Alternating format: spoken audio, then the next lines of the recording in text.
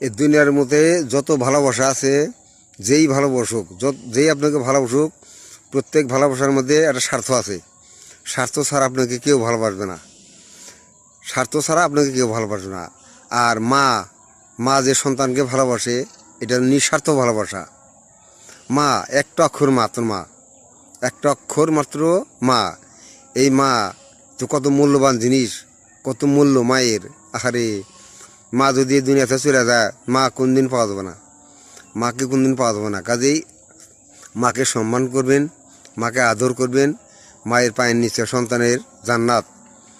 প্রত্যেকটা মায়ের পায়ের নিচে প্রত্যেক সন্তানের জান্নাত। কাছেই মা যেন অবহেলা করতে না পড়ে, মা যেন কোনো দুঃখ না পায়, মা যেন কোনো কষ্ট না পায়।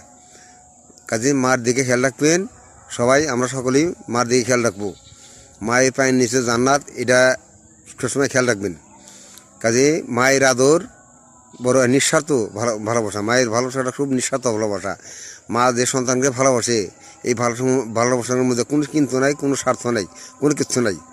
অন্য যে দুনিয়ার যে কোনো কেউ আপনাকে ভালোবাসা দেবো, তার মধ্যে একটা স্বার্থ আছে। এই কথাটা মনে রাখবেন। মায়ের ভালোবাসা নিঃস্বার্থ ভালোবাসা। কাজে মাকে আদর করতে হবে, মাকে দেখতে হবে। মা যেন কোনো দুঃখ কষ্ট না পায় জীবনে।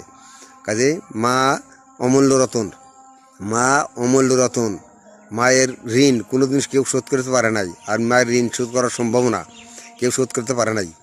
কাজে যতদূর সম্ভব চেষ্টা করতে হবো মায়ের ঋণটা শোধ করার মতো চেষ্টা করতে হবো আর কি। তবে শোধ করা তো সম্ভব না, চেষ্টা করতে হবে। হ্যাঁ, মা যেন খুব দুঃখ কষ্ট না পায়, মায়ের সেবা করতে হবো, মায়ের যত্ন করতে হবো, মাকে দেখতে হবো। মা যেন ছোটবেলায় কাকু কোলে করে মানুষ করছে, মা বৃদ্ধ হলে মাকে এরকম ভালোবাসতে হবো, মাকে মানুষ করতে হবে, মাকে দেখতে হবে। হ্যাঁ, কাজে মায়ের আদর, মায়ের ভালোবাসা নিঃস্বার্থ ভালোবাসা।